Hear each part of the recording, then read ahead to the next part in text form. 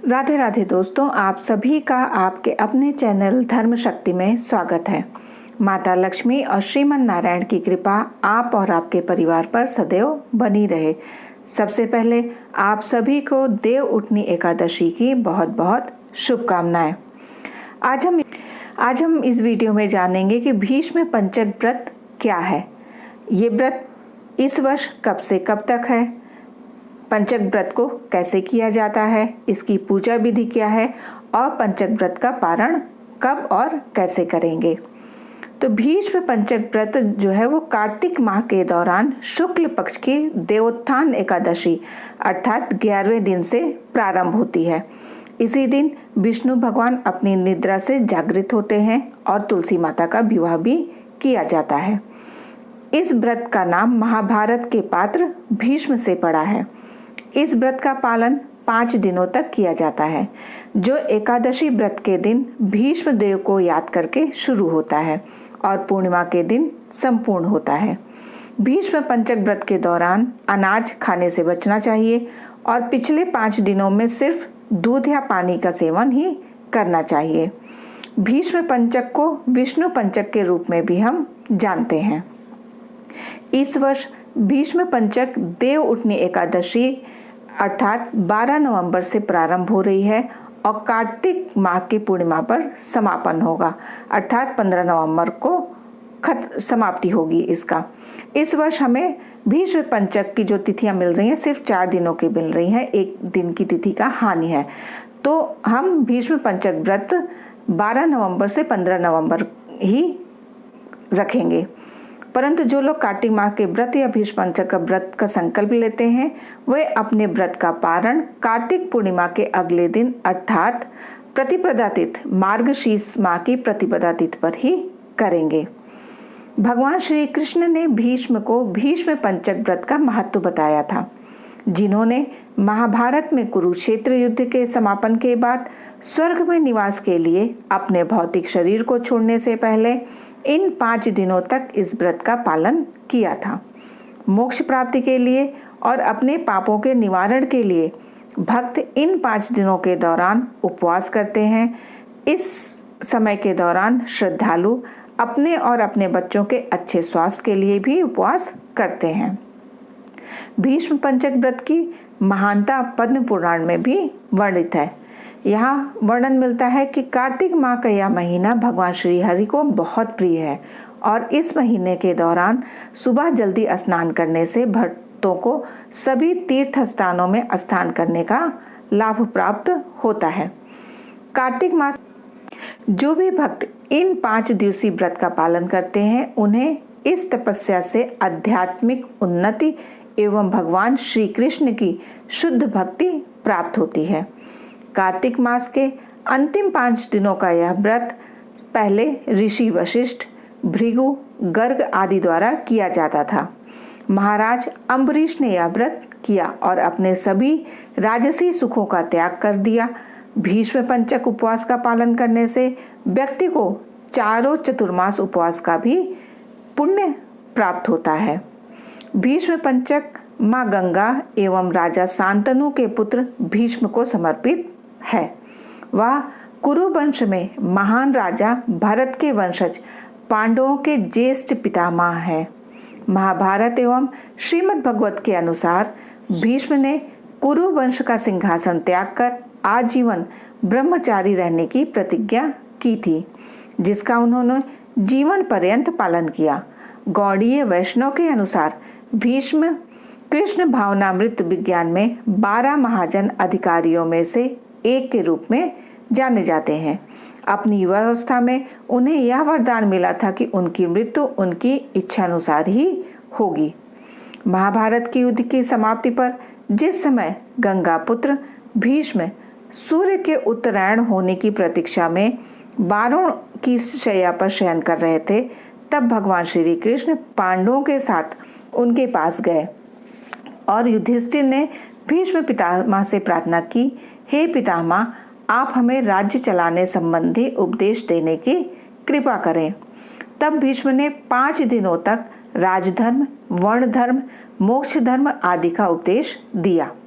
उनका उपदेश सुनकर भगवान श्री कृष्ण संतुष्ट हुए और बोले कि गंगा पुत्र, आपने कार्तिक शुक्ल पक्ष एकादशी से पूर्णिमा तक 5 दिनों में जो धार्मिक उपदेश दिया है उससे मुझे बहुत प्रसन्नता हुई है। इस कारण आपकी स्मृति में इन 5 दिनों में भीष्म पंचक व्रत का प्रारंभ होगा। इन 5 दिनों में भगवान हरि की पूजा करने और भक्ति सेवा में संलग्न भक्तों को मैं शुद्ध भक्ति का वरदान देता हूँ। पांडवों के युद्ध जीतने के बाद पितामह भीष्म ने शांति अनुभव की।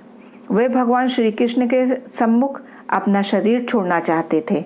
यह भगवान श्री कृष्ण के प्रति उनकी अटूट आस्था और भक्ति को दर्शाता है। पद्म पुराण में कहा गया है कि जो भी भक्त कार्तिक मास के अंतिम 5 दिनों में इस व्रत का पालन करते हैं वह पापों से मुक्त होकर जीवन में आध्यात्मिक उन्नति करते हैं। भीष्म पंचक व्रत में इन नियमों का पालन करना चाहिए। इस दौरान ब्रह्मचर्य का पालन करना चाहिए। इन 5 दिनों में अन्न का त्याग करना चाहिए। कंदमूल, फल, दूध अथवा हविष्य, जिसे हम विहित सात्विक आहार जो यज्ञ के दिनों में किया जाता है उसे लें। इन 5 दिनों में प्रतिदिन तुलसी वृक्ष के नीचे घी का दीपक जलाना चाहिए। इन 5 दिनों में पीपल के पेड़ पर रोजाना भीष्म पितामह के निमित्त तर्पण करना चाहिए। इन 5 दिनों तक अखंड ज्योति प्रज्वलित करके रखनी चाहिए और गीता लगातार पाठ करना चाहिए।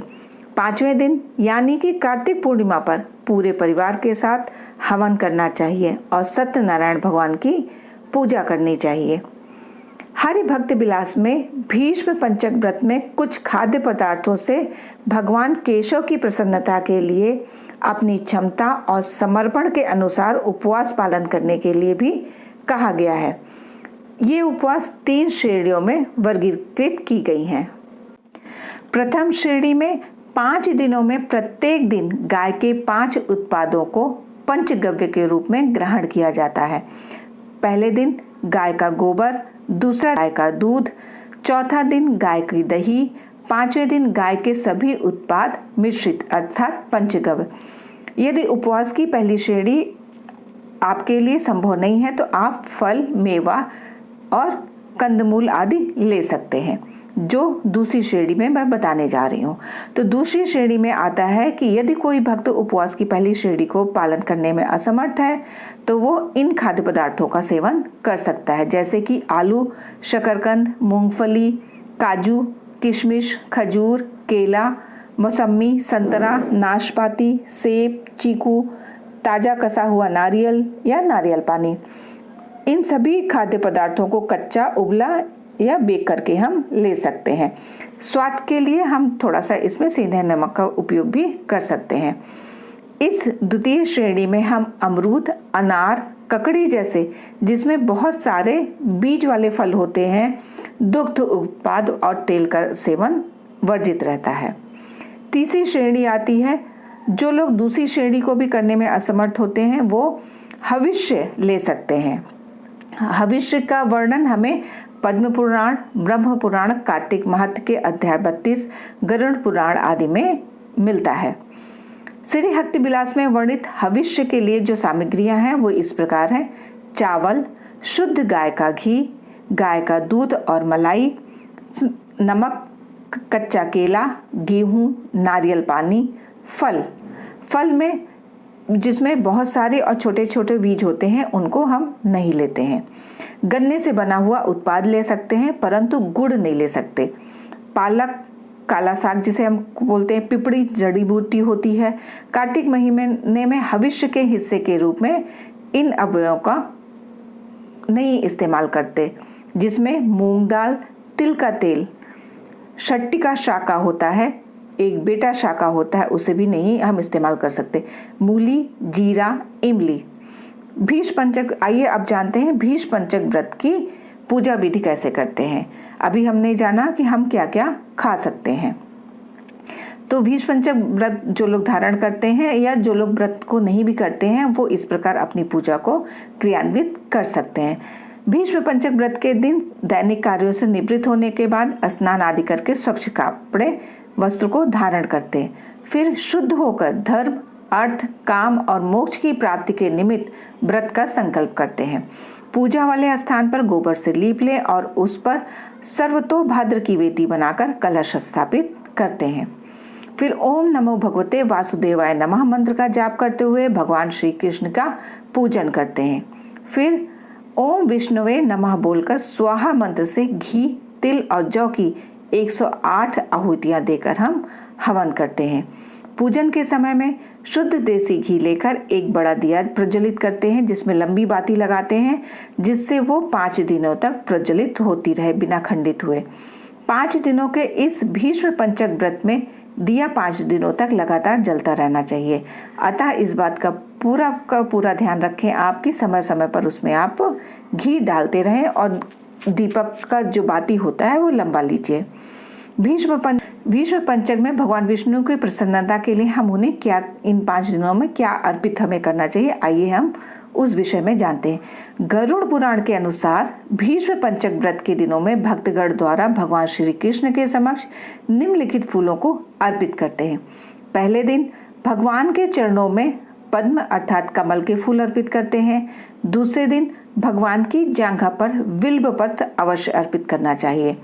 तीसरे दिन भगवान की नाभि में गंध अर्पित अर्थात इत्र को अर्पित करना चाहिए। चौथे दिन भगवान के कंधों पर जावा का फूल अर्पित करना चाहिए।